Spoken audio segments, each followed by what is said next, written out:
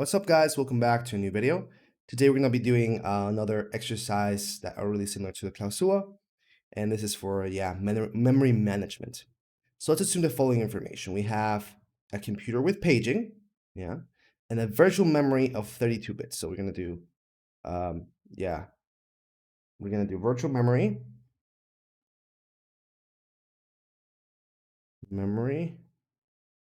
with 32-bit address, right? 32-bit address.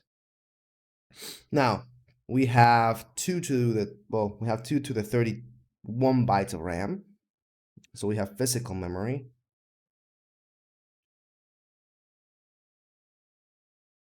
2 to the 31 bytes. Right? And then we have a page size of 1 kilobyte, which is 2 to the 10. So page size of 2 to the 10 bytes. So before we keep going with the exercise, I want you to really quickly explain how the paging works.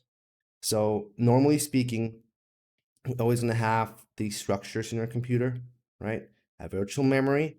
We're going to have a physical memory as well. So move this over here. And then basically what you want to do is you're going to have 2 spaces, right? You have 2 spaces for which you can have basically this information. And let's make physical memory a bit less big. So in this case, the virtual memory basically is like the computer requesting data, requesting a memory. Just basically requesting memory. So if I have a program, I don't know, Photoshop, imagine I have Photoshop, right? Photoshop is PS. And PS is asking for, say, hey, I'm on my page 50, right? I'm asking for, let's say, 300 megabytes of data, right? I need 300 megabytes of data. So the computer is going to assign basically 300 megabytes of data into our physical memory. However, this has to be done through a thing we called the page table. So page table, right? And why is it called page table? Well, we have the virtual memory and the physical memory. And every single box, because we have a lot of boxes in our virtual memory, we can have one, let's say here 1, then we have 2, we have 3, we have 4, right? We're gonna have we're gonna write here that we have pages. Each of these guys are called pages. Every block is called a page. So in this case, page 50 has 300 megabytes that is required as a virtual memory. And over here we have frames, right? We have frames, so let's write frames. And frames are the same thing as pages, except for the physical side, So in this case, we're asking 300 megabytes of memory. So what happens is we have to go through the page table, right? And that's why it's called page table, because we have a page and we have a frame assigned to it. So it'll go like so, right? And then it's going to say, okay, page 50, right? Because we have page 50 is going to be assigned to frame 1302, let's say. So around here, we're going to have 1302, right? And that's where our 300 megabytes are going to be assigned. So you're going to translate it like so. And this can happen for any other values. For example, we have, I don't know, we have on page, let's move this, let's just keep that one there, 63, and I have 10 megabytes that I'm requesting. Then it's going to go here and basically go to page table, right? Same thing. So page 60, what was it? 63. It's asking for, I don't know how many megabytes. We're going to assign it to, I don't know, page, imagine 2, right? So it's going to be 10 megabytes. This is going to be green, actually. Messed it up, right? So we can do something like so. That's how the page table works, basically. So we're gonna write 2 here. So that's basically the gist of it, right? So now let's go back and try to understand what's happening here. Let's erase this so we can like still have something to like visually like see our element, so to speak. Let me just erase all of this. So in this case, we have the following, and they're asking us, okay, we have this, we have 32-bit addressing bus. So, and it says, we know that virtual, like 32-bit address, the address is always gonna affect the virtual memory, right? So in the virtual memory, it means we have 2 to the 32 bits. Why? Because every single message is made with 32 bits, right? So you can have 0, 1, 0, 1, up until we have 32 bits, right? That means that if we have, say, just imagine, right? And let me just explain to you logically. If we have 1, 0, 1, 1, 0, 1, 0, 1, 1, 0, 1, 0, 1, 1, 0, 1, 1, 1, 1, how many ones do we have here? 1, 2, 3, 4, 5, 6, 7, 8, 9, 10, 11, 12, 13, 14, 15, 16, 17, 18, 19, 21, 22, 23, 24, 25, 26, 27, 28, 29, 30, 31, 32.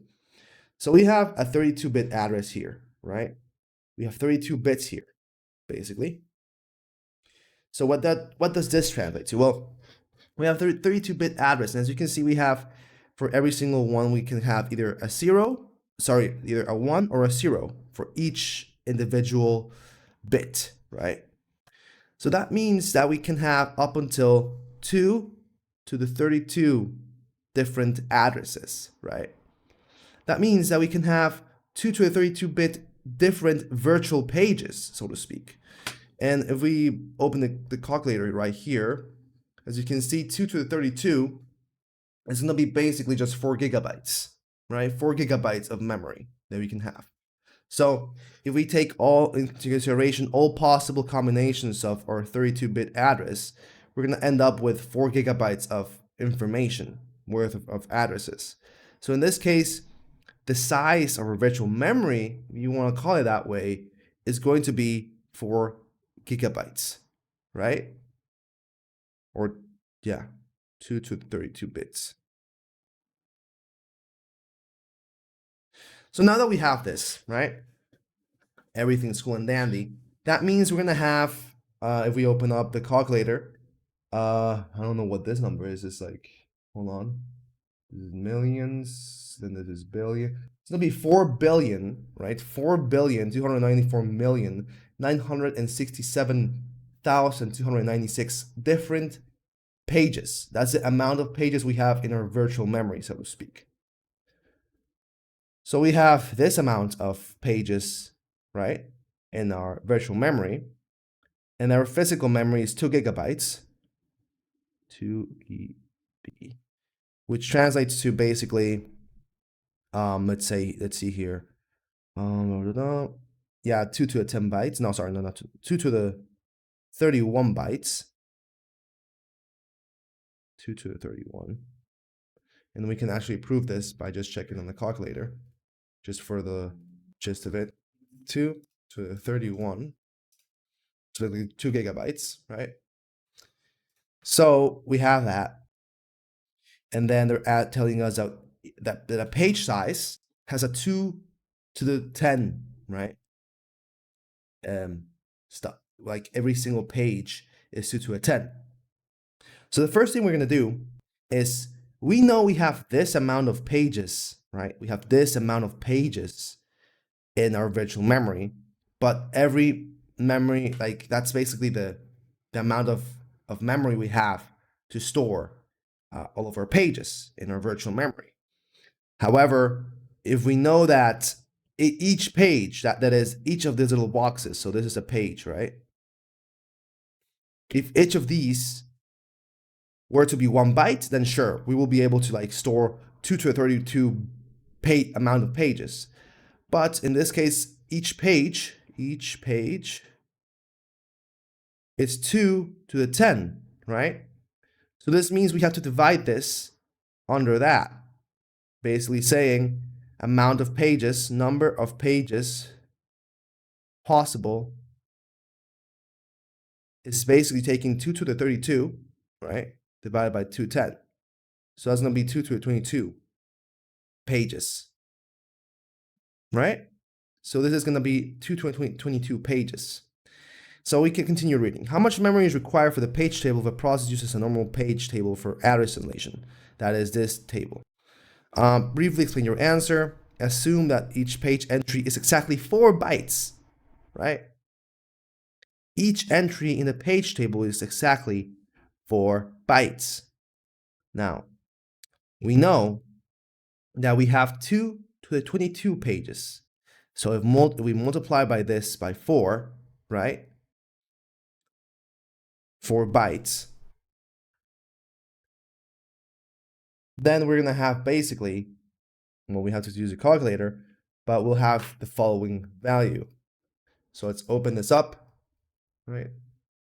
2 to the 24, sorry, to the 22 multiplied by 4. If we put this in here, scientific 5 maybe. No, what the heck is this, dude? Messed it up. Number format, let's see, number format 9. No, what did I do, dude? I messed it up. Oh no, hold on. Give me a second. So yeah, we don't even need a calculator for this. I was mistaken. We can simply take, let me just close this. We can simply take 2 to the 22 times 2 of squared. So that's going to be basically 2 to the 24th bytes. And that's going to be the size that we're going to require of memory to store our page table, so to speak, right? That's basically going to be the whole thing. So again, it's really not that hard. It's quite simple once you understand it. So yeah, hopefully this was easy. Yeah, basically that's basically it. So obviously this will only be affected if the page table, this page table here, is full. But yeah, this also translates to 16 megabytes. Right? So that's exercise 1. And I know it took us a bit of time, but I was explaining a bit more deeper how to do this. So let's do here 1. Now let's do 2, right? What is the memory requirement of an inverted page table if each entry in this table is 4 bytes, and why? How many processes can run concurrently in the system, assuming there are single inverted page table for all processes?